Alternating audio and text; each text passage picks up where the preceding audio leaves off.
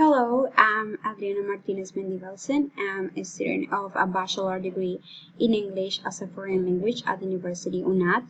And this video is part of the final test of my course research project, where I have to present the different steps or chapters that I built to design or to develop my research. This research, I focused on teaching culture in EFL and ESL classrooms and the ways we should implement this language component within our classes. Therefore, the project's name is Resources, Activities, and Didactic Strategies to Teach Culture in EFL or ESL Classrooms. Description of the problem. Teaching culture in a foreign or second language class could be a complicated task, in special because teachers are not sure about what activities to use in the process. Also, teachers tend to forget the important places of culture in the learning of a language, and the curriculums are focused in the linguistic aspects of the language. Therefore, it becomes an educational problem, and something that I've been really interested on since I was a student at my high school.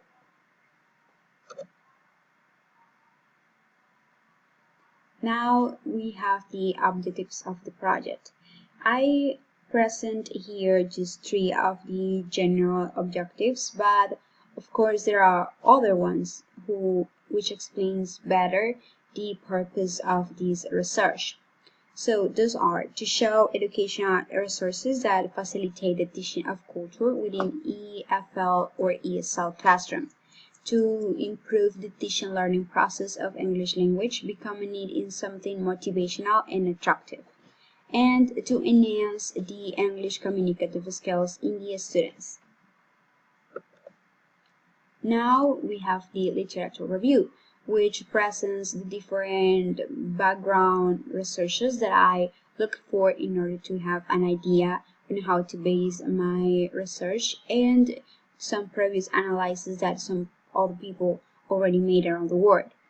I present 3 of the most important researches that I looked for, but of course I present other ones that you can check on the full document of my research project.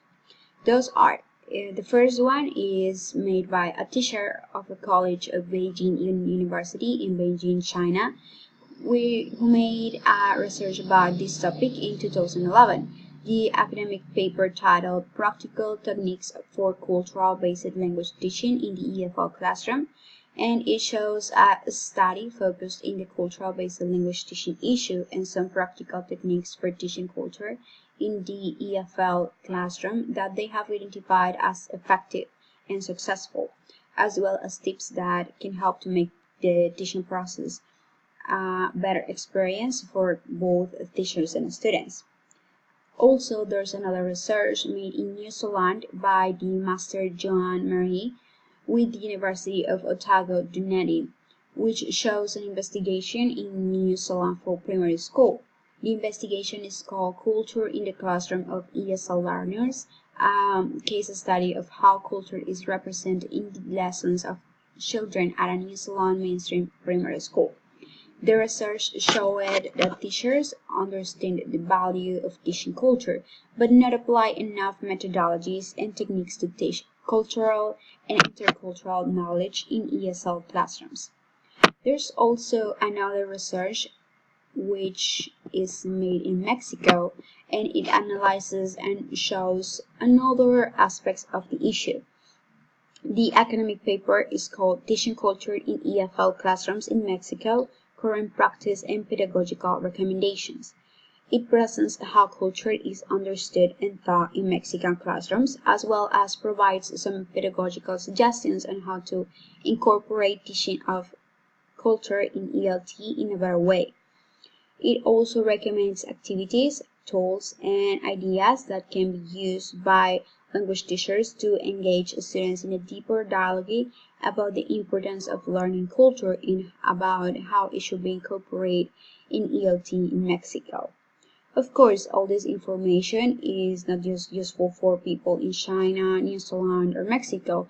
It has been used in several other countries around the world, and these are like the most important or more interesting research that has been made in this area of the educational issues that we can find. Now we got our research framework. There are several aspects within a research framework, but I want just to highlight the most important elements of it in order to make it easier to understand. But in my paper, you can find all the specific components of the research framework for this project. The first aspect is the relationship between culture and language. And as Brown describes, language is a part of a culture and culture is a part of the language. The two are intrinsically interwoven so that one cannot separate the two without losing the significance of either language or culture. The National Standards of Foreign Language Education affirms that when students are unable to master a language, it's because they have also mastered cultural context in which the language is spoken. It describes culture as the behavioral practices, philosophical perspectives, and the intangible and tangible products of a society. The other component of this research framework is the intercultural competence. This is defined as the ability to interact effectively with individuals from cultures that we recognize as different from our own. For the language students, this competence offers students an opportunity to see empathy and understand another society and another culture. But we also need to know how we teach or learn of the intercultural competence. In fact, students must learn to overcome our own prejudices and linguistic predispositions, as well as to compare and contrast the culture of the students with the target culture to achieve an intercultural understanding. Also, we need to observe, study, and reflect about the foreign culture. However, we must not forget that the cultural competence is individual. That is, each student builds its own cultural competence. Therefore, rather than providing cultural data, that we will have to do will be to provide clues for the learner to find their way in the common field of cultural and linguistic data. There's also graphic. It says values, attitudes, beliefs, and customs. Those are the mainly components of the culture of a society or of a language.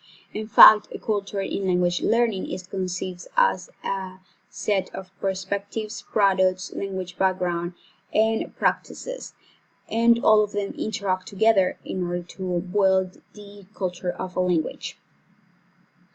Now we have the methodology of the project. The methodology implies a research to find the information that could answer the principal question of the problem. This research was made based in 20 surveys, interviews, and field notes taken to English teachers of Meta region, which were evaluated by a qualitative methodology and analyzed with open coding and Excel coding.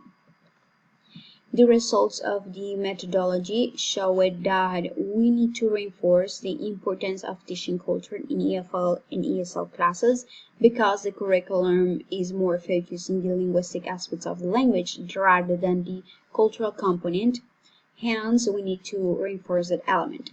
Also, the study showed that teachers consider more important to provide information about daily life and customs through literature, music, and theater, as well as other activities. However, this information about the results of the methodology are better explained in my paper, where you can find the statistics analysis and the reliability and validity of the survey. Now we finally got to the conclusions. After all this research and study about the way we integrate culture in an EFL and ESL classroom, we can conclude that it's a hard work and we have to find a lot of obstacles in this way. But it's in our hands the task of teaching culture as an important aspect of the language in a new language in order to enhance the communicative skills. In fact, to fulfill with this labor, teachers can use different activities, in especially the use of movies, songs, and literature, which allows learning not just linguistic aspects of the language, but they allow the learning of the lifestyle and the quotidian situations and interactions that are typical in the English culture, helping students to practice the language skills and being a very complete learning method. Now you can see the bibliographic references that I used to base or focus my research, and also or the papers, documents, or researches that I quote on my research project. Here is the rest of the list. And finally, thank you so much for watching this video, and I hope you have understood and benefit from all the information that I share on it. Thank you so much.